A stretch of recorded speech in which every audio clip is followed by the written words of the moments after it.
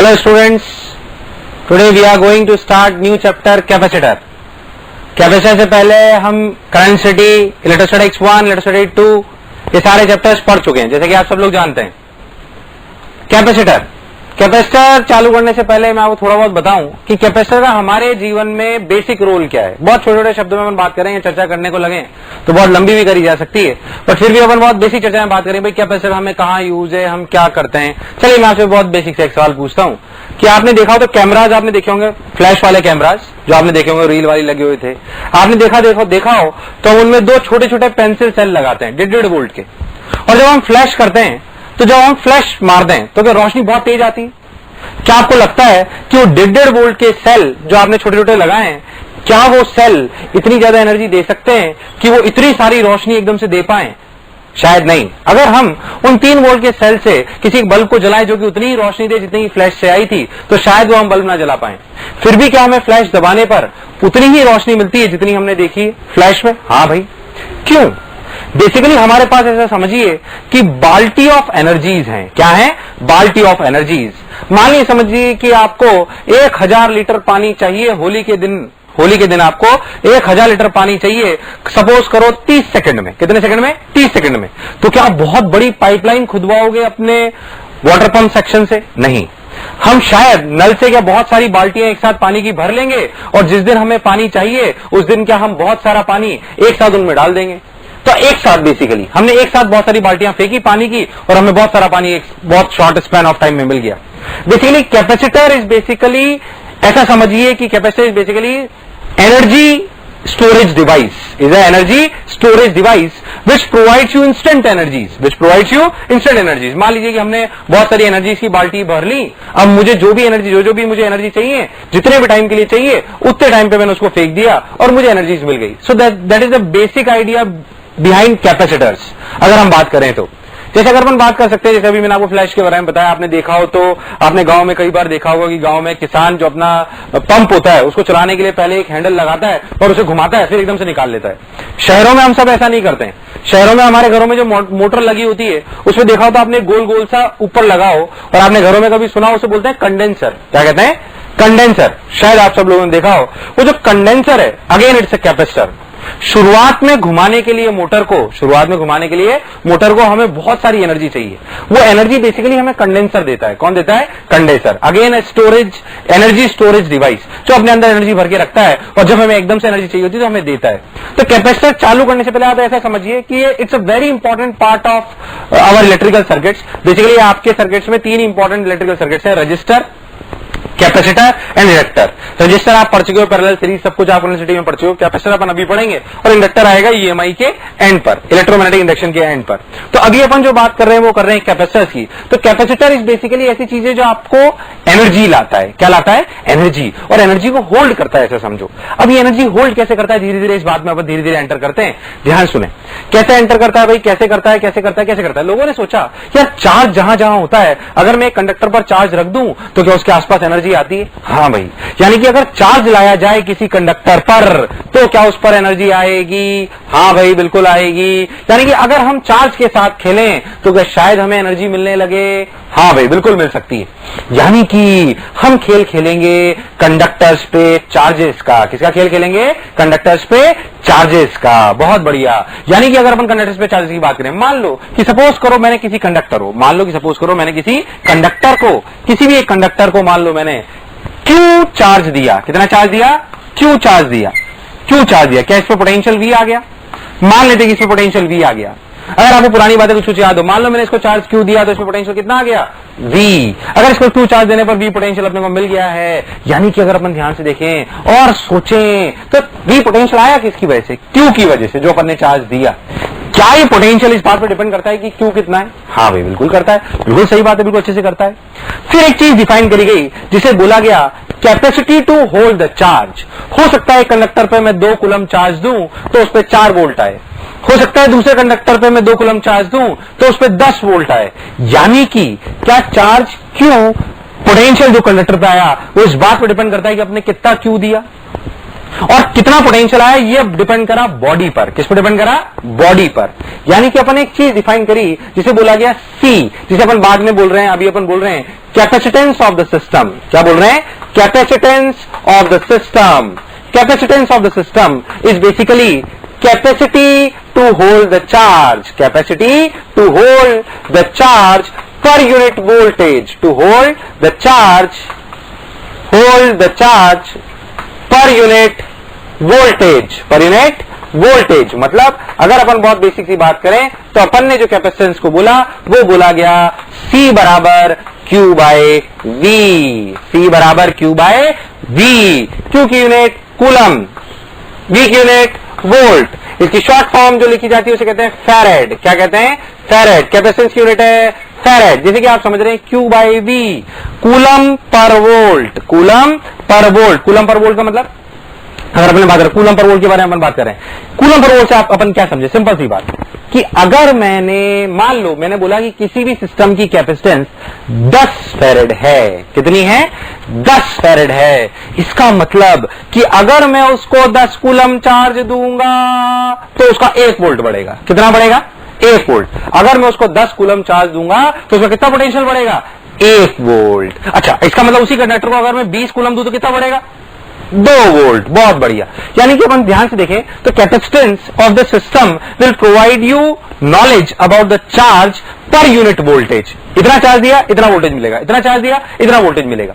अच्छा, अब खास बात क्या है, क्यों से डिफाइन कर रहे हैं, कैसे अपन बात कर रहे हैं? जैसे मैं आपको पुरानी कहानी पे ले जाऊं, अगर आप सब लोग जानते हो तो अपन पढ़ चुके हैं R बराबर V बाय आई। R बराबर V बाय आई। R क्या है? रेजिस्टेंस। V क्या है? Potential difference. I क्या है? करंट। यानी कि अगर अपन ध्यान देंगे तो R बराबर V बाय आई, यानी कि क्या R V पे डिपेंड करता है? क्या V पे डिपेंड करता है? सोचिए, पक्का सोच लीजिए, क्या R V पे डिपेंड करता है? नहीं, R V पे डिपेंड नहीं करता। R I पे भी डिपेंड नहीं करता। पर क्या इन दोनों का रेशियो कांस्टेंट रहता है? R जो हमारा रेजिस्टेंस था क्यों तो रो L बाई A था, यानी कि हमारा R V और I पे डिपेंड नहीं करता, वो डिपेंड करता है रो पे, L पे, A पे। मतलब it depends on material and dimensions. In the same way हमने बोला कैपेसिटेंस बराबर Q बाई V, हमने बोला कैपेसिटेंस बराबर Q बाई V। कैपेसिटेंस बराबर Q बाई V में क्या कैपेसिटेंस Q पे डिपेंड करता है? ना। क्या कैपेसिटेंस V पे डिपेंड करता है? ना। It entirely depends on the conductor, और we can say arrangement of the system, और we can say arrangement of the system, और we can say arrangement of the system and dimensions of the system. क्या मेरी बात यहां तक clear है? जैसे R डिपेंड नहीं करता V और I पे, वैसे कैपेसिटेंस भी Q और V पे डिपेंड नहीं करता। वो सिर्फ और सिर्फ डिपेंड करता है arrangement of the system and dimensions of the system. क्या यहां तक बात क्लियर है? चलिए इसे उतार लीजिए, अपनी अपनी स्क्रीन को पॉज करिए, इसे उतारिए, और अब जो मैं लिखा रहा हूं उसको लिखिए। ये उतारने के बाद लिखिए, डिक्टेट करिए। Capacitance of the system, capacitance of the system depends on arrangement of the system and dimensions of the system, arrangement of the system and dimensions of the system. Second point लिखिए, capacitance does not depend on, capacitance does not depend on, capacitance does not depend on charge Q and voltage V, charge Q and voltage V। चलो भाई, अब और आगे चलते हैं। हमने capacitance के बारे में इतनी सी बात करी और हमने लिखा कि capacitance is basically capacity to hold the charge, capacitance is basically capacity to hold the charge. तो अपन एक बेसिक सी फील और लिख लेते हैं कैपेसिटेंस के बारे में। लिखे जो मैं कह रहा हूं उसको धीरे धीरे करके अपनी कॉपीज में सुने कि कैपेसिटेंस हमारे इलेक्ट्रिकल इंस्ट्रूमेंट्स का, कि कैपेसिटेंस हमारे इलेक्ट्रिकल इंस्ट्रूमेंट्स का एक इंपॉर्टेंट सर्किट एलिमेंट है। कैपेसिटर हमारे इलेक्ट्रिकल सर्किट्स का एक इंपॉर्टेंट इलेक्ट्रिकल सर्किट एलिमेंट है। नेक्स्ट लाइन में लिखें, नेक्स्ट लाइन में लिखें, अगर हम फील की बात करें, अगर हम फील की बात करें तो capacitors provides us instantaneous energies, capacitors provides us instantaneous energies. चलो भाई, अब और बातें करते हैं और अपने को क्या क्या पढ़ना है, कैसे कैसे पढ़ना है, और छोटी छोटी चीजों के अपन बात करते हैं कि स्फीयर्स कैसे डिफाइन करे जाते हैं, कैसे और चीजों की कैपेसिटेंस डिफाइन करी जाती है। सबसे पहले अपन पढ़ते हैं, लिखें capacitance of a sphere, capacitance of a sphere. देखें इधर, capacitance of a sphere, capacitance of a sphere क्या कहती है, देखिए ध्यान से। कैपेसिटेंस ऑफ अ स्फीयर क्या कहता है, ध्यान से देखें इधर। कैपेसिटेंस ऑफ अ स्फीयर कि मान लीजिए आपका एक स्फीयर है आर रेडियस का, कितने रेडियस का, आर रेडियस का। अगर मैं इसको क्यू पोटेंशियल, क्यू चार्ज दूं तो इसमें कितना पोटेंशियल आएगा, याद करो पुरानी बात, कंडक्टर पे पढ़ाई गई है।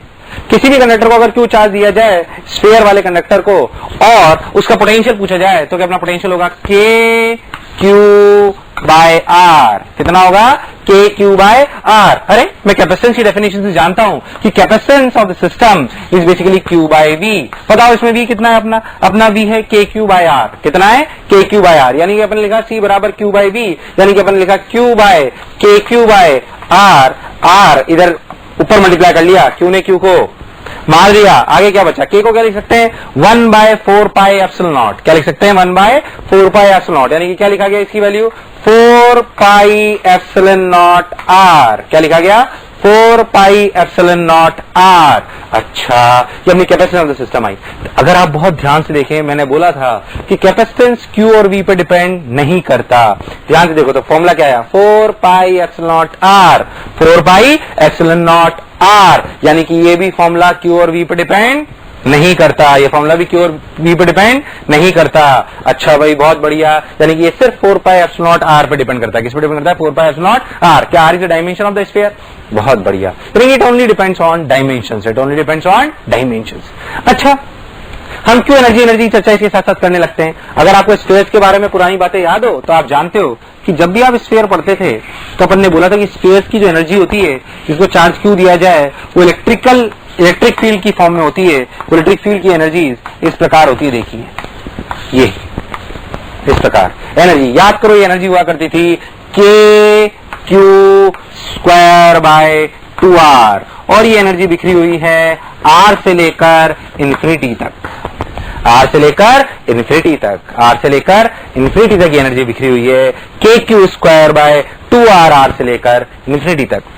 जब इस एनर्जी की चर्चा करी गई, जब इस कैपेसिटर की चर्चा करी गई, तो सबने बोला कि हाँ भाई यार, ये कैपेसिटर काम का तो है, ये capacitance to hold the charge भी है। पर जब इस पर रियलिटी में एनालिसिस करा गया तो इसके दो ड्रॉबैक सामने आए। क्या दो ड्रॉबैक सामने आए, अगर आप इसे ध्यान से देखें, 4 पाई एप्सिलॉन नॉट आर, मैं कहूं आर बराबर 1 मीटर ले लो। अब इमेजिन करिए आर बराबर 1 मीटर, इमेजिन करिए आर बराबर 1 मीटर, 1 मीटर इतना, करीब करीब इतना, उसको अपन ने पूरा एक लंबे पे ले लिया, तो क्या इतना बड़ा स्फीयर, इतने बड़े स्फीयर की कैपेसिटी को एनालिसिस करिए। अगर आर बराबर 1 मीटर लूं तो 4 pi epsilon not, epsilon not के लिए कितनी होती है, 8.85 इंटू 10⁻⁻12 कूलम पर वोल्ट। बताइए ये कैपेसिटी बहुत बड़ी है कि बहुत छोटी, बहुत बड़ी की बहुत छोटी, बहुत छोटी। 4 पाई इंटू 8.85 इंटू 10⁻⁻12 के 10⁻⁻12 में चल रही है, बहुत छोटी की बहुत बड़ी, बहुत छोटी। यानी कि इतनी कैपेसिटी का हमें कोई खास फायदा होने वाला नहीं है। मतलब मैं इसमें हजारों लाखों वोल्टेज लगाऊं तब जाके इसमें कुछ चार्ज आएगा, जिसका कोई खास बहुत सिग्निफिकेंस नहीं है कैपेसिटी के नजरिए से। अच्छा, दूसरा ड्रॉबैक, क्या इसमें जो एनर्जी है वो एक बाल्टी के रूप में मिल रही है या बिखरी हुई मिल रही है। देखिए क्या एनर्जी बिखरी हुई है आर से लेकर इन्फिनिटी तक, कहां तक बिखरी हुई है, आर से लेकर इन्फिनिटी तक। अगर एनर्जी आर से लेकर इन्फिनिटी तक बिखरी हुई है, अगर एनर्जी आर से लेकर इन्फिनिटी तक बिखरी हुई है, इसका मतलब ये फायदे का सौदा नहीं है। अगर हमें पानी अगर चाहिए तो बाल्टी में भरा हुआ ज्यादा अच्छा लगेगा या फर्श में डुला हुआ अच्छा ज्यादा लगेगा? जाहिर सी बात है, बाल्टी में अगर है तो हम उसे आसानी से फेंक सकते हैं या रख सकते हैं, तो इसलिए हमारे लिए स्टोरेज हम बाल्टी में करते हैं। इसी प्रकार एनर्जी का स्टोरेज आर से इन्फिनिटी तक करने का कोई खास सिग्निफिकेंस नहीं है। फिर हमारे साइंटिस्टों ने बहुत काम इस पे करा कि उन्हें क्या करना है, कैसे करना है। वो चाहते थे कि उन्हें ऐसी एनर्जी मिले जो कन्फाइंड हो, एक फिक्स रीजन में बनी हुई हो और उसकी capacity to hold the charge भी ज्यादा हो। उन्होंने कई अरेंजमेंट्स करे, एक कंडक्टर के पास में ये लाए, एक के पास में वो लाए, ये करा वो करा। They have done so many practicals. उन्होंने क्या क्या करा हम उस बात पे नहीं जा रहे हैं। फाइनली उन्होंने हमारे सामने एक बहुत अच्छी चीज रखी जो हमारे लिए बहुत काम की है, जिसके अंदर हमें एनर्जी मिली, कन्फाइंड मिली और हमारे लिए बहुत फायदेमंद है। उस फाइनल सेटअप का नाम जो आपके कोर्सेज में मेंशन्ड है वो है पैरेलल प्लेट कैपेसिटर। क्या है? Parallel plate capacitor. ध्यान सुने, अब हम पढ़ेंगे parallel plate capacitor.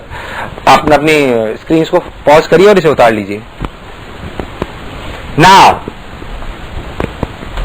We start with the new thing और हमारे कोर्सेज में जो मेंशन्ड है वो है पैरेलल प्लेट कैपेसिटर। हेडिंग डालिए पैरेलल प्लेट कैपेसिटर। चलो ध्यान से देखते हैं। अब अगर हम पैरेलल प्लेट कैपेसिटर की बात करें, देखो भाई पैरेलल प्लेट कैपेसिटर क्या सेटअप बनाया गया। वो चाहते थे कि एनर्जी कन्फाइंड रीजन में मिले, कैपेसिटेंस भी बढ़ जाए, ये भी हो जाए, बहुत बढ़िया। यानी कि पैरेलल प्लेट कैपेसिटर। चलो भाई पैरेलल प्लेट कैपेसिटर को कैसे बनाया गया उसके बारे में अपन सीखते हैं, फिर अपन चीजों में आगे बढ़ेंगे। देखिए पैरेलल प्लेट कैपेसिटर अगर अपन ध्यान देखें तो सोचें कि भाई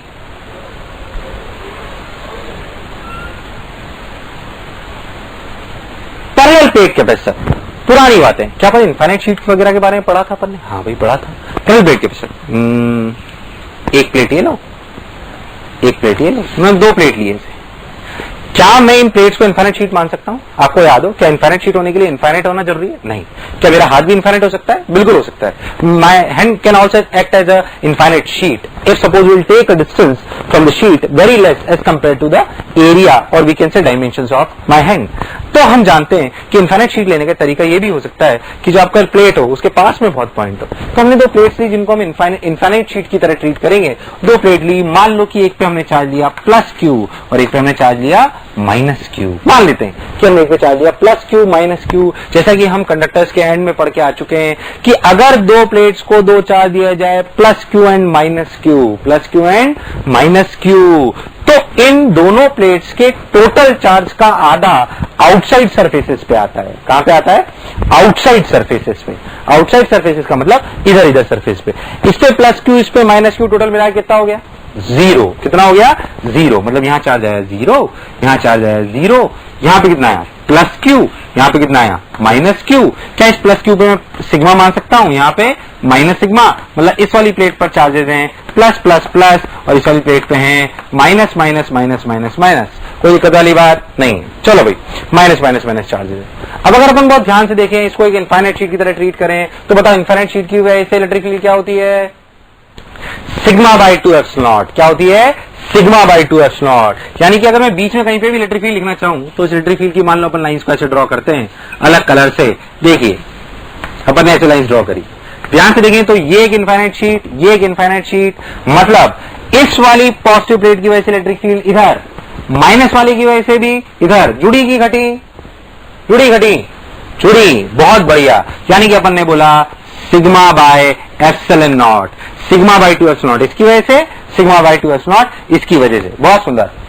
अच्छा अब अगर हम आउटसाइड पॉइंट पे किसी इलेक्ट्रिक फील्ड की चर्चा करें तो इस माइनस वाले की वजह से इधर की तरफ सिग्मा बाय 2 एप्सिलॉन नॉट और इसकी वजह से सिग्मा बाय 2 एप्सिलॉन नॉट। बहुत बढ़िया। कुल मिला कितनी हुई? Zero. In the same way जैसे यहां जीरो हुई, क्या यहां पे इलेक्ट्रिक फील्ड जीरो हो गई? हाँ भाई बिल्कुल जीरो हो गई, बिल्कुल सही बात है। E बराबर जीरो। अच्छा यानी कि यहां पे भी जीरो और यहां पे भी जीरो, मतलब इलेक्ट्रिक फील्ड हमें मिली कहां? बिल्कुल बीच में। क्या हम यही चाहते? क्या हमें एनर्जी एक बंधी हुई एनर्जी मिली या बिखरी हुई एनर्जी मिली? बंधी हुई। क्या हमें एनर्जी सिर्फ फिक्स रीजन में मिली? वाह भाई हमारे साइंटिस्ट बहुत खुश हुए, उन्हें बहुत मजा आया कि चलो भाई एक बाल्टी ऑफ एनर्जी टाइप चीज तो मिली, क्योंकि उन्हें एनर्जी एक फिक्स रीजन में मिली, और जानते हैं कि जहां जहां इलेक्ट्रिक फील्ड होती है वहां वहां एनर्जी होती है, मतलब इसके अंदर यहां एनर्जी है, यहां ना बाहर भी एनर्जी नहीं है और इधर भी बाहर एनर्जी नहीं है। We get energy in a fixed region, we get energy in a fixed region. Now second question comes to our mind कि भाई ये सिस्टम हमने बनाया, ये अकेला कंडक्टर तो नहीं है, इसमें तो दो कंडक्टर हैं, one is this plate and one is this plate. तो इस सिस्टम की कैपेसिटेंस हम कैसे लिखें? कैपेसिटेंस तो हमने डिफाइन करी थी, कैपेसिटेंस तो हमने डिफाइन करी थी Q बाय V। कैसे डिफाइन करी थी? Q by V। क्या यहां पे मेरे पास दो कंडक्टर आ गए? हाँ भाई, अब इस Q बाई V में नया कैसे सोचें? तो हमने जो पहले पढ़ा था, हमने उसी को थोड़ा सा और एलोबरेट करने की कोशिश करी और उसको समझने की कोशिश करी। कैसे हमने समझा? देखें, अगर आप बहुत ध्यान से देखें तो जब आपने एक स्फीयर पर, R रेडियस के स्फीयर पर Q चार्ज लाए थे, तो मुझे फील वाला पोर्शन है, Q चार्ज लाए थे, तो बताइए कहां से लाए थे? Q चार्ज कहीं से लाए थे? कहां से लाए थे? इनफाइनाइट से। कहां से लाए थे? इनफाइनाइट से। कहां से लाए थे? इनफाइनाइट से। अच्छा, इनफाइनाइट। मान लेते हैं कि हम इन्फिनिटी से चार्ज लाए, इन्फिनिटी से चार्ज तोड़कर जब हम यहां से यहां लाए, तो इन्फिनिटी के किसी भी कंडक्टर पे चार्ज कितना आ गया होगा? -Q। कितना आ गया होगा? -Q। अच्छा, अगर इस पे -Q आ गया होगा, अच्छा इन्फिनिटी पोटेंशियल कितना होता है? 0। हम उठा के यहां से लाए, तो यहां कितना पोटेंशियल हो गया? KQ by R। अच्छा याद करो, ये KQ बाय R पोटेंशियल कब होता था? जब ये KQ बाय R पोटेंशियल कब होता था? जब क्या अनंत पे 0 मानते थे? क्या अनंत पे 0 मानते थे तो KQ बाय R होता था? अच्छा, यानी कि अनंत पे 0 माना तो KQ बाय R। इसका पोटेंशियल KQ बाय R कहा जा सकता है, या कहा जा सकता है कि इसके और इन्फिनिटी के बीच में पोटेंशियल KQ बाय R है। So KQ by R is basically potential difference between this conductor and the infinity, between this conductor and infinity. बिल्कुल परफेक्ट। अच्छा, Q, इस पे Q चार्ज देखो और इस पे -Q देखो, टोटल मिला कितना हो गया? 0। पर ट्रांसफर कितना करा गया? Q। और KQ बाय R क्या है? Potential difference between infinity and ये। अच्छा, दूसरी बात, अगर आप इन्फिनिटी से तोड़ के लाए थे तो एनर्जी कहां से कहां मिली थी? R से इन्फिनिटी। कहां मिली थी? R से इन्फिनिटी। यानी कि जिन दो कंडक्टर जिनसे चार्ज ट्रांसफर करा गया, क्या उन्हीं के बीच में मुझे एनर्जी मिली?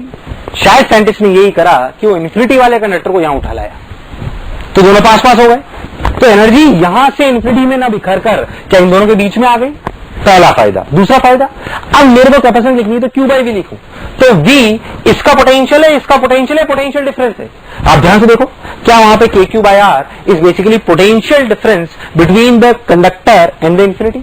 यानी कि यहां पे जो V लिखा जाएगा वो क्या बेसिकली इन दोनों प्लेट्स के बीच का पोटेंशियल डिफरेंस होगा। यानी कि C बराबर Q बाई V में V is potential difference, V is potential difference and Q is charge transferred, and Q is charge transferred. और आप छोटे शब्दों में कह सकते हो कि Q इज चार्ज ट्रांसफर्ड के अलावा आप कह सकते हो कि Q is charge on positive plate, Q is charge on positive plate, यानी कि Q is charge transferred, Q is charge transferred. बहुत बढ़िया। अब अगर हम ध्यान देगा, अच्छा भाई Q इज चार्ज ट्रांसफर्ड आ गया, V पोटेंशियल डिफरेंस आ गया, अब यहां पे लिखते हैं Q तो अपना Q हो गया, पोटेंशियल डिफरेंस। क्या पोटेंशियल डिफरेंस को यहां लिखा जा सकता है? V बराबर E into D, where D is the separation between the plates, where D is the separation between the plates, A is the area of the plate, area बराबर A, यानी कि क्या मैं सिग्मा को लिख सकता हूं? सिग्मा बराबर Q बाय A, सिग्मा बराबर Q बाय A। बहुत बढ़िया, यानी कि मैंने लिख दिया एरिया A, D लिख दिया सब कुछ। क्या मैं पोटेंशियल डिफरेंस को E इंटू डी लिख सकता हूं? अच्छा, E इंटू डी का मतलब E की वैल्यू कितनी है? Sigma by epsilon. क्या सिग्मा को लिखा जा सकता है Q बाय A, यानी कि V की वैल्यू क्या आई? V की वैल्यू आई Q by A epsilon naught into D, Q by A epsilon naught into D. इस V को उठा के यहां रखिए, जैसे आप इस V को उठा के यहां रखेंगे तो C की वैल्यू में लिखा जाएगा Q बाय V। V की वैल्यू कितनी? Q D A epsilon not. Q ने Q को मार दिया। ध्यान से देखें, C की वैल्यू क्या आई? Epsilon naught A by D। Most important formula of capacitance, epsilon naught A by D, epsilon naught A by D. S naught is 8.85 10 to the power minus 12 is the area of the plate and D is the separation between the plates. सबसे important formula capacitance का epsilon naught A by D. जैसा कि आपको ध्यान से दिखाई देगा कि अगर मैं A by D के रेशो को A by D के रेशो को बड़ा कर लूं, क्या कर लूं, बड़ा, और एप्सिलॉन नॉट से मल्टीप्लाई करूं तो क्या कैपेसिटेंस बढ़ सकती है. जैसे अगर मैं एरिया ले लूं, मान लो एरिया A by D के रेशो को बड़ा कर लूं, D बहुत कम कर लूं. अच्छा, D छोटा करने का एक और फायदा, क्या D छोटा करने से क्या प्लेट्स इनफाइनाइट की तरह एक्ट करने लगती हैं, कैसे एक्ट करने लगती हैं, इनफाइनाइट की तरह. अच्छा, डी छोटा करने से फायदा क्या है, जितना आप इसको छोटा करोगे क्या उतना कैपेसिटेंस बढ़ जाएगी. तो ए बाई डी के रेशो को अपन मैक्सिमाइज कर लेते हैं. क्या कर लेते हैं, मैक्सिमाइज. क्या कर लेते हैं, मैक्सिमाइज, ताकि कि अपने को कैपेसिटेंस मैक्सिमम मिले. मतलब इस तरीके के सेटअप में साइंटिस्ट को और हमें सबको दो फायदे हुए. One, we get a proper capacitance, we get a proper capacitance and we can arrange capacitance by arranging A and D. And second, that we get energy in a confined region. We get energy in a confined region. So these are the two basic benefits over the traditional capacitor, sphere capacitor, which we have seen already. Clear एकदम अच्छे से, बिल्कुल आपको मेरी बातें clear है अच्छे से एकदम पक्का. Now pause your screen, please pause your screen and write down जो भी बोर्ड पे लिखा हुआ है. नाउ नेक्स्ट, अब हम और क्या पढ़ने वाले हैं. देखिए, ये थी कैपेसिटेंस. क्या थी, capacitance of a parallel plate capacitor. इसमें छोटे छोटे बहुत सिंपल से एग्जांपल करते हैं जो बिल्कुल जेई मीन्स में अगर अपन बात करें जो आते हैं सिंपल से एग्जांपल्स. वो किस तरह के एग्जांपल्स हैं, वो सिंपल से एग्जांपल्स हैं कि भाई एरिया की वैल्यू 1 सेंटीमीटर स्क्वायर है, छोटे डी की वैल्यू 1 mm है, बताओ कैपेसिटेंस क्या होगी. क्या इस तरह के सवाल अपन सब कर सकते हैं, बिल्कुल सिंपल. ऐसे मैं से छोटा सा एग्जांपल पूछूं, सब लोग करेंगे, बिल्कुल सिंपल, कोई खास बात नहीं. एग्जांपल में मैंने दो प्लेट्स ली इस प्रकार,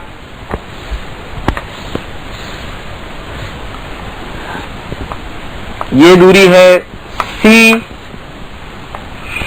ये दूरी है A, ये दूरी है B.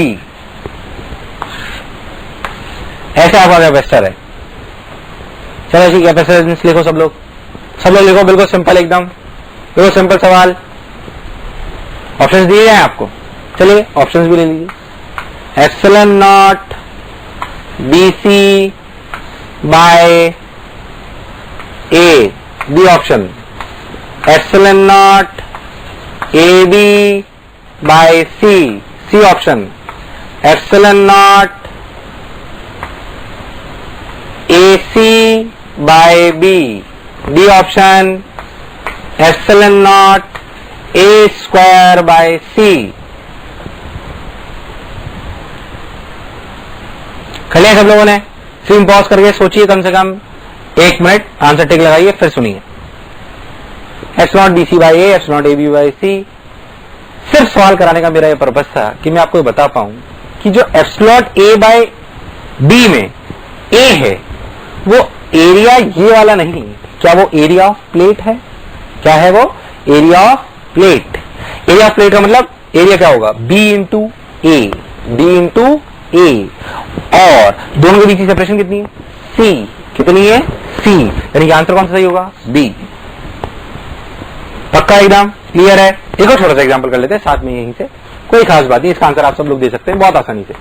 पर आते हैं डेटा के साथ कभी जो भी ऐसे सवाल. देखिए, मान लीजिए मैं दो सर्कुलर प्लेट ले लूं R रेडियस की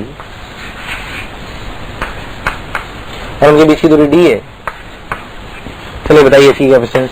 सिंपल सवाल, बिल्कुल सिंपल.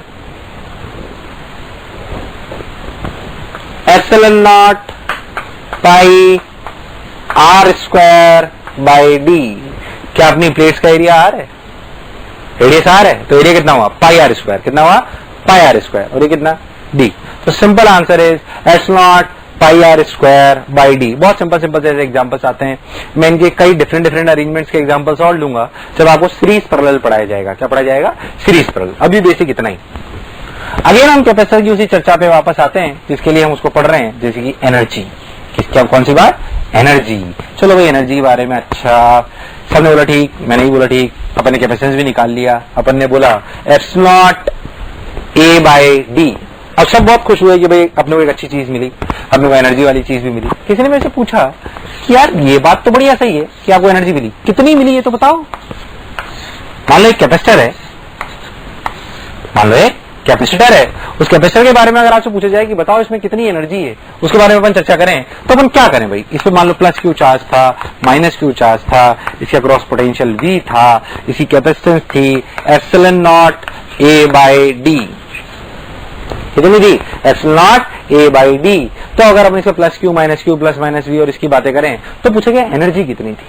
हमने सोचा अच्छा इसकी एनर्जी कैसे लाएं, क्या करें क्या करें, तो हमने एक ट्रेडिशनल मेथड अपनाया, अपना पुराना जो अपन इलेक्ट्रोस्टैटिक्स में पढ़े हुए थे। मैं वो दो तरीके बता दूंगा, उसका आप चिंता ना करें। पहला तरीका बेसिक और लॉजिकल। हमने अगर अच्छा ऐसा सिस्टम बनाना है तो हमने कहा क्यों ना हम ऐसा करें कि अगर हम प्लेट्स पे से इस वाली प्लेट पे से डी क्यू चार्ज तोड़ के यहां लाएं तो इस पे आ जाएगा माइनस डी क्यू और इस पे आ जाएगा प्लस डी क्यू। पर क्या ये करने के लिए मुझे कुछ ना कुछ कार्य करना पड़ेगा? हम जानते हैं कि जो कार्य हम करते हैं सिस्टम को बनाने के लिए, हम जानते हैं कि जो कार्य हम करते हैं सिस्टम को बनाने के लिए, क्या वही कार्य स्टोर हो जाता है, वही कार्य स्टोर हो जाता है इन form of electrostatic potential energy. तो मैंने सोचा कि क्यों ना मैं वो कार्य निकाल लूं जो मैंने करा इसे बनाने में, तो मेरे पास एनर्जी आ जाएगी। बिल्कुल सही। हमने यहां से धीरे धीरे डीक्यू चार्ज तोड़ना चालू करा और उसे हम यहां लाते गए और बहुत छोटा छोटा डीक्यू चार्ज लाया गया ताकि पोटेंशियल में कोई खास चेंज ना आए। लाते लाते लाते लाते लाते लाते लाते लाते मान लीजिए इस पे छोटा क्यू चार्ज आ गया, मान लीजिए इस पे माइनस क्यू छोटा चार्ज आ गया, प्लस क्यू इस पे आया, माइनस क्यू इस पे आया। अच्छे से देखें एकदम। अब अगर अपन ध्यान देंगे, ठीक भाई इसमें प्लस क्यू आया, इस पे माइनस क्यू आया, अच्छा प्लस क्यू माइनस क्यू अगर इन दोनों पे आ गया तो इनके अक्रॉस जो इस समय पोटेंशियल डिफरेंस है वी डैश, वो कितना है? छोटा क्यू बाय सी, छोटा क्यू बाय सी। ये कहां से आया? हम जानते हैं क्यू बराबर सी वी। अच्छा क्यू बराबर सी वी कहां से आया? सी बराबर क्यू बाय वी। क्या हम सी बराबर क्यू बाय वी को ऐसे भी लिख सकते हैं और ऐसे भी लिख सकते हैं? मतलब इस समय इनके बीच में इतना पोटेंशियल है। अभी अगर मैं इस पे से डी क्यू चार्ज तोड़ूंगा और उसको उठा के यहां से यहां लाऊंगा तो बताओ मैं डी क्यू का कितना पोटेंशियल बढ़ाऊंगा? इतना। यानी कि मैं जो कार्य करता हूं क्या वो D Q into potential raised is क्या Q by C.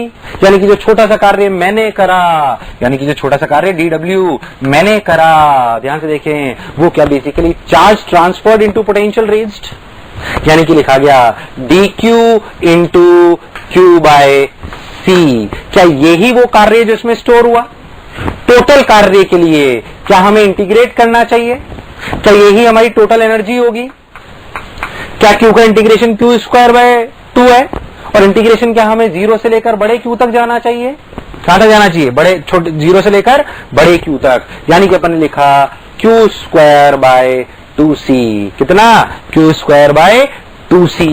Q square by 2c the total energy stored in the capacitor in form of electrostatic energy, in form of electrostatic energy. और वी कैन से जो भी energy आपको capacitor के अंदर मिलती है क्या वो इलेक्ट्रिक फील्ड की फॉर्म में मिलती है? किस फॉर्म में मिलती है? इलेक्ट्रिक फील्ड की फॉर्म में। बहुत बढ़िया। यानी कि आया क्यू स्क्वायर बाय 2c। कितना आया? Q square by 2c। अच्छा क्या मैं इसको और भी फॉर्मेट्स में लिख सकता हूं? हाँ बिल्कुल लिख सकता हूं। कैसे? देखिए क्या मैं क्यू को लिख सकता हूं? सीवी। ये देखिए, हाँ जब मैं लिखूंगा सी स्क्वायर वी स्क्वायर, क्या सी ने सी को मार दिया, क्या बचा? Half C V square. क्या मैं एक क्यू को सी वी लिखूं और एक को वैसे ही रहने दूं? अगर मैं एक क्यू को सी वी लिखूं तो एक सी ने सी को मार दिया तो बचा क्या? Q V by 2। मतलब क्या 3 तरीके से एनर्जी को लिखा जा सकता है? डिपेंड करता है कि आपको सवाल में क्या गिवन है। अगर आपको Q और C गिवन है तो आप फॉर्मूला लगाएंगे Q स्क्वायर बाय 2C। अगर आपको C और V गिवन है तो आप फॉर्मूला लगाएंगे हाफ CV स्क्वायर। और अगर आपको Q और V गिवन है तो आप क्या लिखेंगे? QV by 2। So this is the energy stored in form of electric field inside the capacitor. ये एक बंधी हुई एनर्जी है।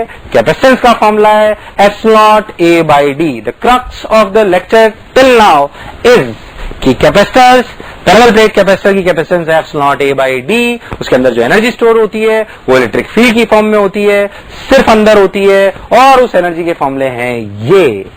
क्या यहां तक पिक्चर क्लियर है? इसी एनर्जी को प्रूव करने का तरीका मैं आपको एक और बताऊंगा, सेकंड मेथड एनर्जी डेंसिटी से। किससे बताऊंगा?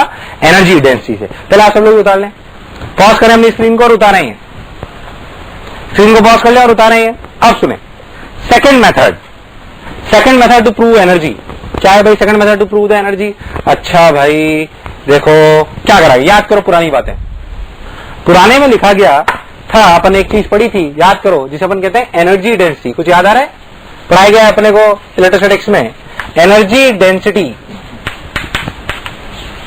एनर्जी डेंसिटी का क्या फॉर्मूला होता है? याद करो, half epsilon not E square, where E is electric field and energy density is energy per unit volume. Energy per unit volume half epsilon not E square. E is electric field. चलो बताओ capacitor के अंदर electric field कितनी है? अभी paper ने पढ़ी थी, सिग्मा बाय एप्सिलॉन नॉट। कितनी थी? Sigma by epsilon not. मतलब कैसे लिखा जा सकता है? Half epsilon not sigma by epsilon not का होल स्क्वायर, यानी कि sigma square epsilon not square. कोई बुराई नहीं है। एक एप्सिलॉन नॉट एप्सिलॉन को मार दिया, बचा sigma square by 2 epsilon not. क्या बचा? Sigma square by 2 epsilon not. क्या सिग्मा को मैं लिख सकता हूं क्यू बाय ए? चलो लिख सकता हूं क्यू बाय ए, यानी कि लिखा जाएगा क्यू स्क्वायर बाय इसका सिग्मा को लिखा जाएगा ए स्क्वायर, यानी लिखा जाएगा 2 एप्सिलॉन नॉट ए स्क्वायर। क्या यहां तक मैं सब सही लिख रहा हूं? This is energy density. This is energy density. अगर मुझे एनर्जी निकालनी है तो एनर्जी डेंसिटी को किसी से मल्टीप्लाई करना चाहिए? अगर मुझे एनर्जी निकालनी है तो एनर्जी डेंसिटी को किसी से मल्टीप्लाई करना चाहिए? वॉल्यूम। क्या चीज? वॉल्यूम। अच्छा अब बताओ वॉल्यूम कितने रीजन में एनर्जी? देखो ध्यान से देखो, क्या दूरी डी है? ये दूरी कितनी है? डी। और स्पेस का एरिया कितना है? ए। मतलब जितने रीजन में एनर्जी है वो कितनी है? ए इंटू डी। कितनी है? ए इंटू डी। कितनी है? ए इंटू डी। बहुत बढ़िया, ए इंटू डी। अच्छा एनर्जी पर half epsilon not E square Q square by 2 epsilon not. Energy निकालनी, वॉल्यूम से मल्टीप्लाई करते हैं। वॉल्यूम कितनी हुई? ए इंटू डी, यानी कि Q square by 2 epsilon naught A square A into D. A ने ए को मार दिया, क्या बचा? Epsilon A by D. अरे एप्सिलॉन ए बाय डी क्या होता है? कैपेसिटेंस। क्या होती है? कैपेसिटेंस। यानी कि अगर अपन बात करें तो अपन लिखेंगे क्यू स्क्वायर बाय 2c। क्या लिखेंगे? Q square by 2c। क्या फिर से इसको half C V square Q V by 2 कुछ भी लिख सकते हैं? बस that is how energy can be calculated. So मैंने आपको दो तरीके बताए, one is through energy density and one is the basic. क्या आपको एनर्जी की फील आई है? अगेन अगर हम क्रक्स ऑफ द चैप्टर की अभी तक की बात करें तो हमारे पास पैरेलल प्लेट कैपेसिटर है जो एनर्जी को बिल्कुल कन्फाइंड रखता है, जिसकी कैपेसिटेंस है एप्सिलॉन ए बाई डी और एनर्जी डेंसिटी है और अपनी एनर्जी है Q square by 2c half C V square और Q V by 2। Got my point? बिल्कुल यहां तक क्लियर है? पिक्चर एकदम मस्त, शानदार, पक्का, बहुत बढ़िया। क्लियर है? अगर नहीं क्लियर है तो सी द प्रूफ अगेन। अपने स्क्रॉल को पीछे ले जाएं, फिर देखें अच्छे से, पर ये प्रूफ क्लियर होना चाहिए तभी आगे बढ़े एकदम।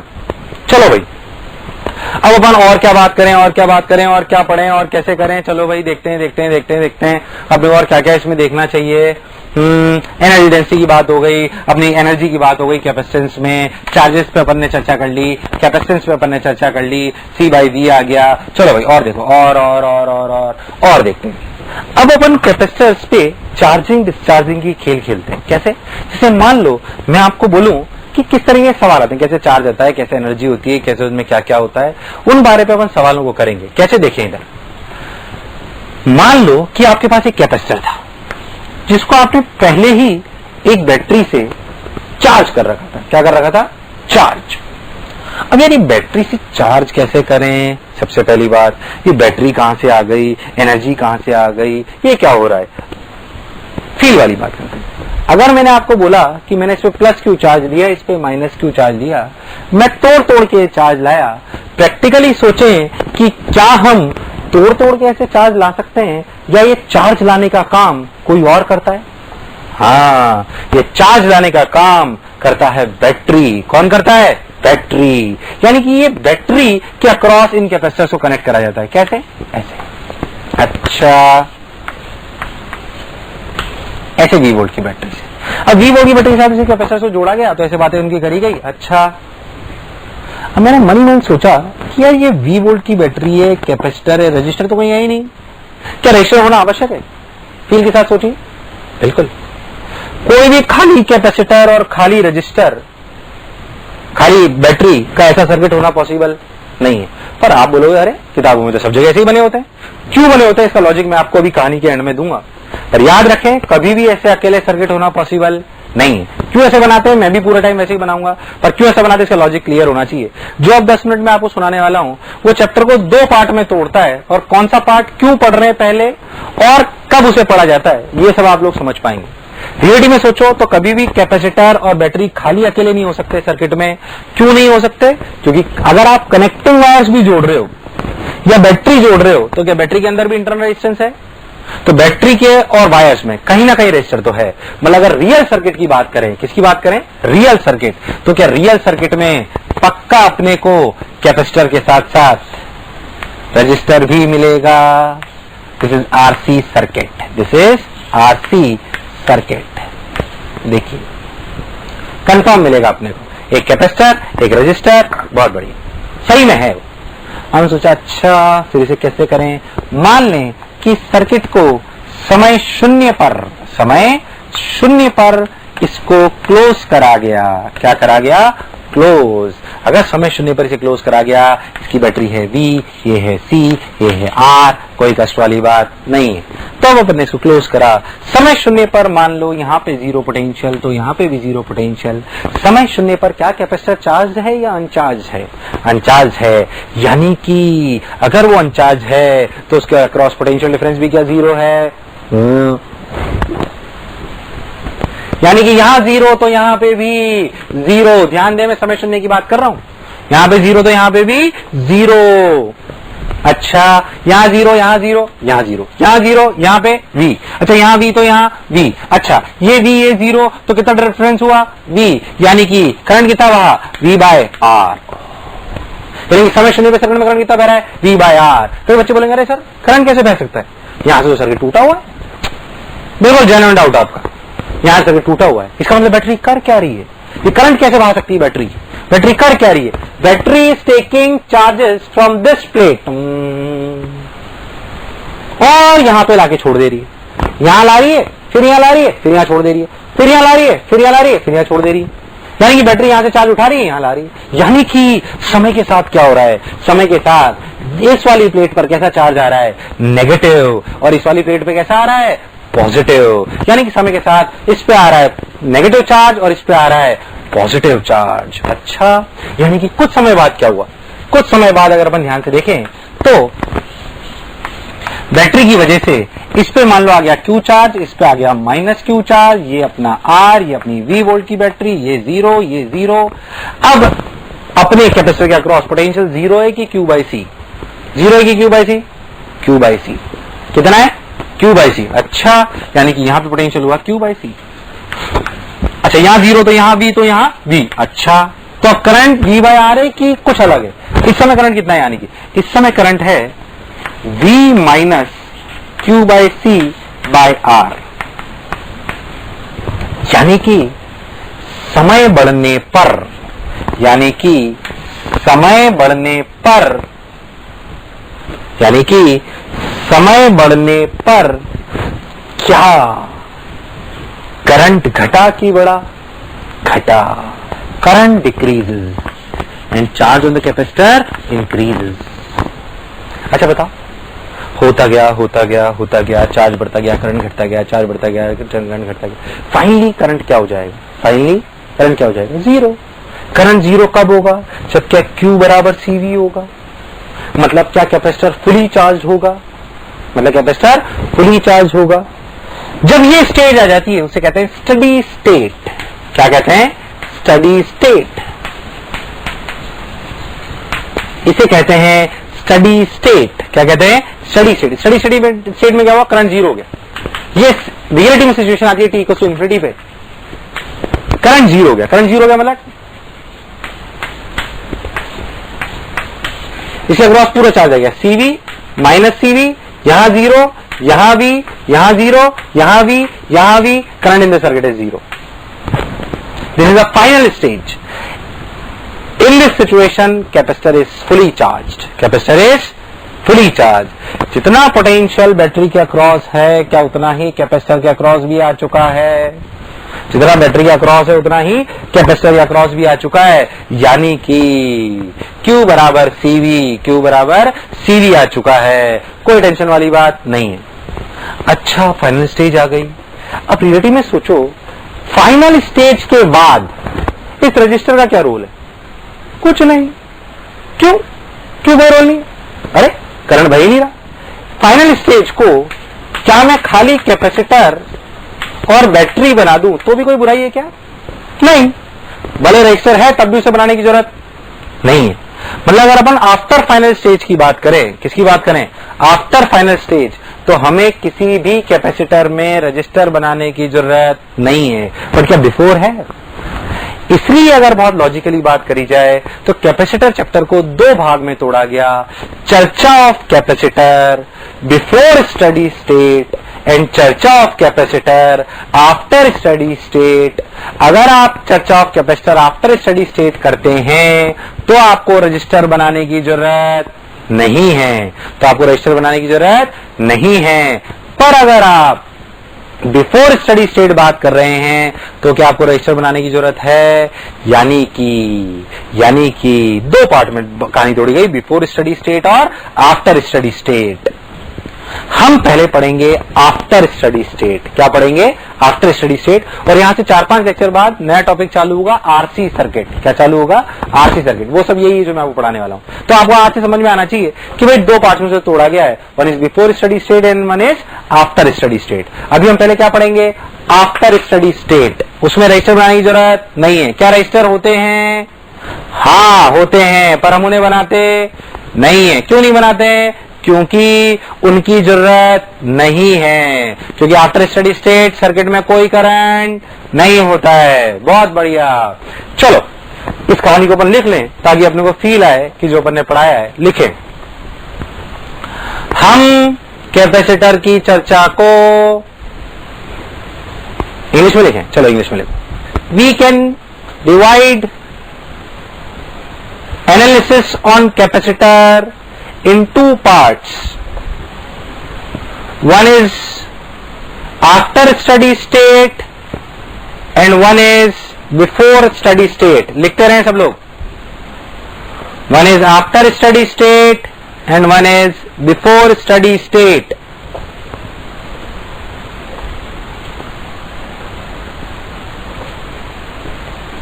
In after study state condition, we need not to require mention registers.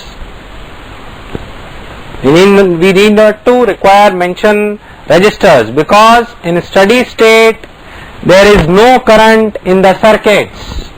Because after steady state there is no current in the circuits.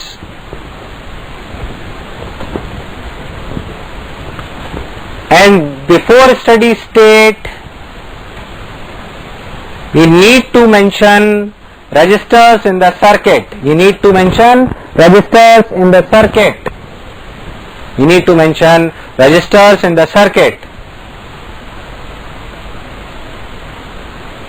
In the later stage, we will take this topic on the name of RC circuit. On the name of RC circuit. चलो भाई और आगे चलते हैं। अब क्या करना है? मैंने और चर्चा करी, अच्छा यार क्या करें क्या करें क्या करें, और इस पे थोड़ी सी और एनालिसिस हुई, कैसे उसका और एहसास हुआ कि अच्छा ये था। मैं आपको समझाता हूँ। अच्छा चलिए उससे वो सब पढ़ने से पहले आप मेरे को एक बेसिक की बात बताइए जो अपन पढ़ चुके हैं पहले, सिर्फ रिवीजन के तौर पे मैं आपसे करा रहा हूँ। मान लो आपके पास एक बैटरी है, इसका V वोल्ट, इसमें चार्ज क्यों ऐसे क्रॉस कर रहा है? यहाँ पे 0 वोल्ट, यहाँ पे V वोल्ट। क्या यहाँ पे एनर्जी 0 है? क्या यहाँ पे एनर्जी QV है? मतलब बैटरी एनर्जी कितनी थी? QV। मतलब वर्डन बाय बैटरी कितना हुआ? वर्डन बाय बैटरी कितना हुआ? QV। कितना हुआ? QV। अच्छा यानी कि बैटरी एनर्जी दी की ली? दी। अगर charge flows from negative to positive inside the battery, क्या बैटरी विल प्रोवाइड एनर्जी? जानते हैं हम पहले से, QV। अच्छा अगर चार्ज ऐसे फ्लो करे तो अब बंडल में बैटरी क्या होगा, माइनस क्यू। इस वाले केस में बैटरी एनर्जी ली की दी, ली की दी, यानी कि इस वाले केस में एनर्जी, इस वाले केस में बैटरी एनर्जी दी, इस वाले केस में बैटरी एनर्जी ली, यानी कि इस वाले केस में बैटरी डिस्चार्ज हुई और इस वाले केस में बैटरी चार्ज हुई। एनर्जी देने देने का अपन ने खेल खेला। क्यों मैं इसे पढ़ रहा हूं, क्योंकि हमें इस बारे में कुछ चर्चा करनी थी यहां पर। कैसे देखें, अगर अपन बहुत अच्छे देखें सोच कि भाई कैसे कैसे कैसे कैसे कैसे क्या करना है। ये जो सिचुएशन थी, इसकी फाइनल सिचुएशन में कैपेसिटर पे चार्ज क्या आ गया, सीवी। अच्छा, फाइनल सिचुएशन, यानी कि इसमें इनिशियल चार्ज कितना था, 0, फाइनल कितना है, सीवी। मतलब बैटरी से कितना फ्लो करा, सीवी। कितना फ्लो करा, सीवी। मतलब वर्डन बाय बैटरी कितना हुआ,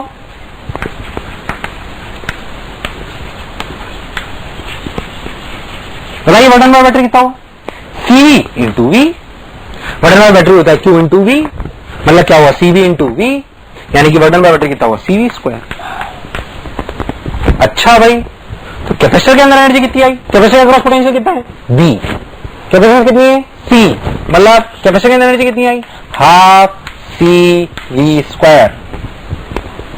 कितनी आई, हाफ सी वी स्क्वायर। बोलो कितनी आई, हाफ सी वी स्क्वायर। अच्छा, बैटरी निकाल कितना करा, सी वी स्क्वायर।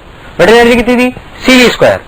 इकट्ठी कितनी हुई, हाफ सी वी स्क्वायर। अरे तो हाफ सी वी स्क्वायर कहां गई, ओ क्या मैं गलती कर रहा हूं, नहीं, सोचो।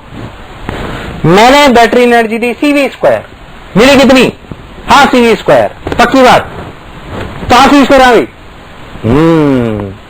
सब लोगों ने सही सोचा रजिस्टर के अंदर। अब समझ जाए रजिस्टर का क्या रोल है।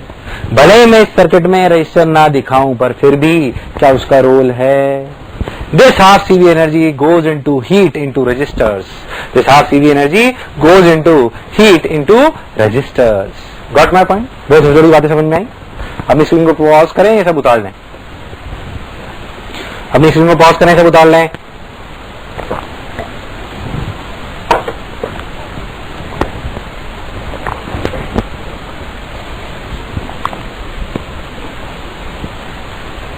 और देखें, चलो भाई और आगे चलते हैं। अब ये एनर्जी वाले सवाल कैसे आते हैं, हीट निकालने वाले किस प्रकार के बढ़िया बढ़िया सवाल अच्छे अच्छे हमारे कोर्सेज में आते हैं, उनको हम देखेंगे। देखते हैं कैसे भाई। चलो भाई, मान लो कि हमने एक कैपेसिटर को V वोल्ट की बैटरी से चार्ज कर लिया। कितने वोल्ट की बैटरी से, V वोल्ट की बैटरी से। तो इसमें चार्ज कितना गया, C। इस पे कितना गया, माइनस C। अब हमने t को 0 समय पे इसको एक दूसरी बैटरी से कनेक्ट करा जिसका पोटेंशियल 2V था। कितना था, 2V। रजिस्टर था, हम बना नहीं रहे, हम फाइनल सिचुएशंस की बात करेंगे हमेशा। t को 0 पे हुआ। अब हमसे पूछा कि फाइनली, आप पूछा फाइनल कैपेसिटर पे चार्ज क्या होगा। अब बैटरी कितना पोटेंशियल चाहती है, 2V। तो कैपेसिटर फुली चार्ज तब होगा जब कैपेसिटर का क्रॉस भी 2V आ जाएगा। मतलब फाइनल सिचुएशन में जो सिचुएशन हो जाएगी वो क्या, यहां पे चार्ज आ जाएगा 2CV, यहां पे आ जाएगा -2CV, और ये है अपना 2V वोल्ट। ये फाइनल सिचुएशन है। इनिशियल थी ये, फाइनल थी ये। पूछा गया हीट कितनी जनरेट हुई। अब मेरे को वही सोचना है, इस प्लेट में पहले कितना चार्ज था, कितना था, CV। सवाल है, एग्जाम्पल लिखना है अपने को, फाइंड हीट। Find heat. सवाल एक बार फिर से सुने। आपके पास t को 0 पे कैपेसिटर है जो इनिशियली चार्ज है CV minus CV, 2V volt की बैटरी लगाई गई, t को 0 पे। ये फाइनल सिचुएशन है, फाइंड हीट। ध्यान से देखें, इस इनिशियल सिचुएशन में ये CV, ये 2CV फाइनल में। बोल चार्ज कितना फ्लो करा, CV। पहले था CV, अब कितना है, 2CV। तो फ्लो कितना करके आया होगा, CV। तो वर्डन में बैटरी क्या हुआ, 2V into CV। 2V into CV, यानी कि कितना हुआ, 2CV स्क्वायर। वर्डन आया 2CV स्क्वायर। अच्छा, 2CV स्क्वायर वर्डन आया। अच्छा, कैपेसिटर में पहले एनर्जी कितनी थी, इनिशियल, हाफ CV स्क्वायर। अब पोटेंशियल कितना है कैपेसिटर का क्रॉस, 2V। मतलब एनर्जी कितनी है, हाफ C 2V का स्क्वायर, मतलब 2CV स्क्वायर। आप सोचते हैं बैटरी ने कितना कार्य करा, 2CV²। कैपेसिटर की एनर्जी कितनी है, 2CV²। तो पहले से भी थी क्या, हाँ कितनी थी, हाँ CV²। तो कैपेसिटर की कितनी एनर्जी गेन हुई, 1.5 CV²। मतलब बैटरी से हमें एनर्जी मिली 2 CV², उसमें से 1.5 CV² एनर्जी क्या हमने कैपेसिटर में डाल दी। तो बतलाओ 0.5 CV² कहां गई, बताओ, हीट। कहां, किसमें हीट में गई, रजिस्टर्स। क्या रजिस्टर हमने बनाए, नहीं, पर क्या वो हैं, हाँ हैं। ये हीट उन्हीं में गई। तो हीट के लिए क्या करा आपने, अगर आप हीट का किताबी एक फॉर्मूला पढ़ेंगे, जो मैंने आपको भी समझाया तो लॉजिकल था, पर अगर आप हीट का एक फॉर्मूला पढ़ें तो क्या पढ़ेंगे, work done by battery, work done by battery minus final energy of capacitor minus initial energy of capacitor.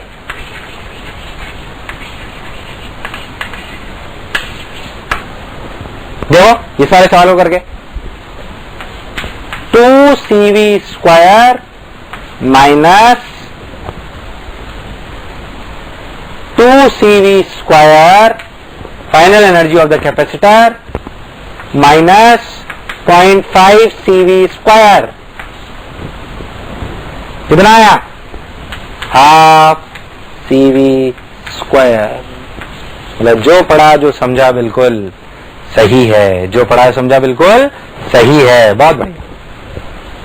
So this is the formula which you have to use to calculate heat in the circuit, which you are supposed to calculate heat in the circuit। वैसे formula रटने की कोई जरूरत नहीं है, logically समझोगे तो वैसे अपने आप को चीजें समझ में आने लगेंगी, बट स्टिल रटना चाहें तो रट सकते हैं, कोई दिक्कत वाली बात नहीं है। याद रखें कभी भी हीट अगर नेगेटिव आ जाए गलती से तो याद रखना कि आपने कहीं ना कहीं गलती करी है, क्योंकि हीट नेगेटिव आना पॉसिबल नहीं। इस इलस्ट्रेशन के बाद मैं आपको 2 इलस्ट्रेशन और कराऊंगा अलग अलग वेराइटी के। आप पॉज करके पहले सवाल सुने, फिर करें, फिर सॉल्यूशन देखें, है ना, तो आपको अच्छे समझ में आएगा। I take 2 more illustrations of the same type, तो आप उसको ध्यान से देखें। इसे उतार लें अच्छे से, अपनी स्क्रीन पॉज करें और इसे उतारें सब लोग।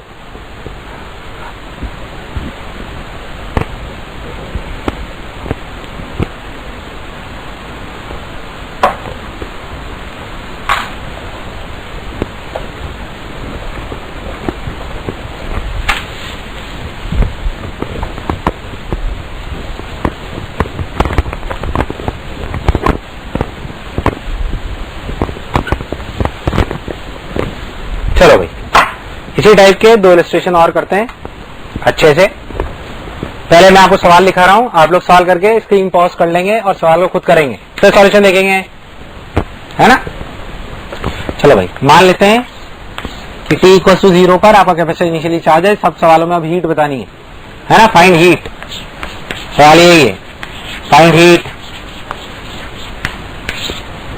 इनिशियली मान लो इस पे चार्ज है, इसकी कैपेसिटेंस C, इस पे चार्ज है 2CV, इस पे माइनस 2CV।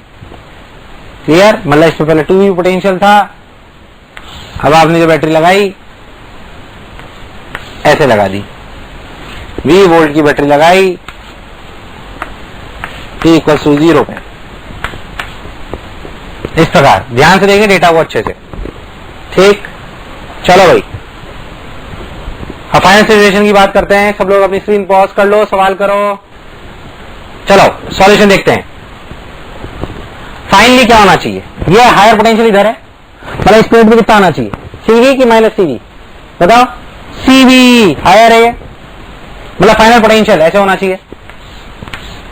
यहां पे हुआ CV, यहां पे हुआ माइनस CV, ये हुई आपकी बैटरी। अच्छा, मतलब इस प्लेट पे इनिशियली था -2CV, अब है CV, तो फ्लो करके कितना आया, बता फ्लो करके कितना आया, कितना आया फ्लो करके, इधर था -2CV, अब हो गया CV, क्या फ्लो करके आया 3CV। कितना फ्लो करके आया 3CV, यानी कि बैटरी से चार्ज फ्लो करा 3CV, पोटेंशियल था V, यानी कि वर्क डन हुआ 3CV स्क्वायर। अच्छा, इनिशियल एनर्जी कितनी थी, ध्यान देखो, इनिशियली इसके अक्रॉस चार्ज था 2CV, यानी कि पोटेंशियल था 2V, यानी कि इनिशियल एनर्जी थी हाफ C 2V का स्क्वायर, यानी कि 2CV स्क्वायर।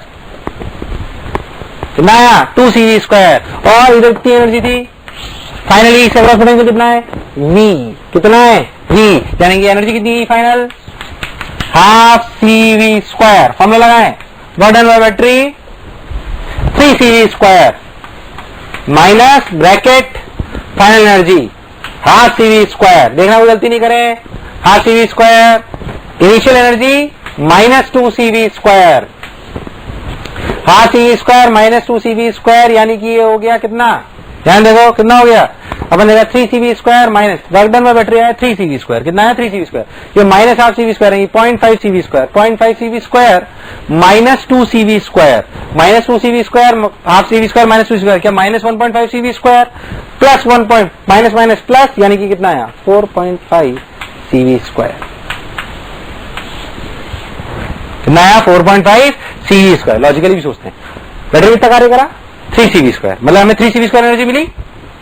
पहले इसमें एनर्जी कितनी थी 2CV स्क्वायर, अब कितनी है हाफ CV स्क्वायर, क्या 1.5 CV स्क्वायर और घट गई कि बढ़ी, घटी, बोलेगा 1.5 CV स्क्वायर भी हमें मिली, यहां से कितनी मिली 3, तो कुल मिला के एनर्जी कितनी आई 4.5 CV स्क्वायर, क्या यही लॉस हुआ है। जो हमने पढ़ा, जो फॉर्मूला लगाया वो बिल्कुल सही है, जो हमने फॉर्मूला लगाया वो बिल्कुल सही है, यानी कि आया 4.5 CV स्क्वायर, कितना आया 4.5 CV स्क्वायर, बहुत बढ़िया। आइए इसे उतार लो सॉल्यूशन को, जितने मैं और अच्छे से करता हूं कि अपने को क्या करना है, ध्यान से देखें। देखो next illustration of the same type, 2 illustration मैं आपके लिए सामने ले रहा हूं, तो ध्यान से देखें, फिर से सवाल सुने, स्क्रीन को पॉज करें और फिर सॉल्यूशन देखें। देखो भाई इधर अगर अपन ध्यान देंगे, सोच इसी टाइप का एक सवाल लेते हैं, बिल्कुल आप लोगों को अच्छे से करना है। देखो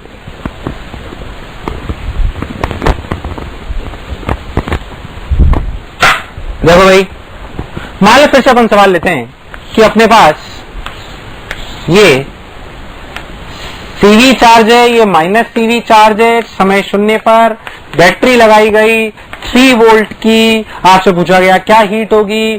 थोड़ा जल्दी करते हैं, सब लोग स्क्रीन पॉज करें, सवाल को करें, मैं करता हूं लगातार कंटिन्यूएशन में। यहां से देखें, फाइनली अगर अपन देखें तो इस पर चार्ज कितना आ गया 3CV, इस पर कितना आ गया माइनस 3CV, कितना आ गया माइनस 3CV, ध्यान से देखें, और इस पे आ गया अपना 3 वोल्ट की बैटरी थी, इसलिए ऐसा 3CV स्क्वायर चार्ज आया।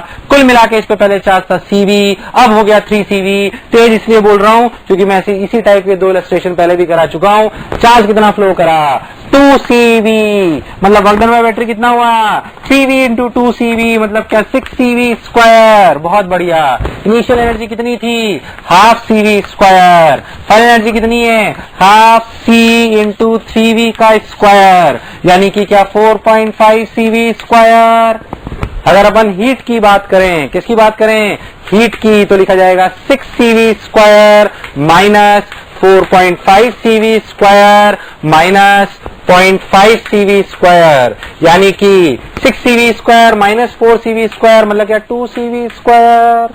Heat generated in the circuit, heat generated in the circuit, कोई दिक्कत वाली बात नहीं है।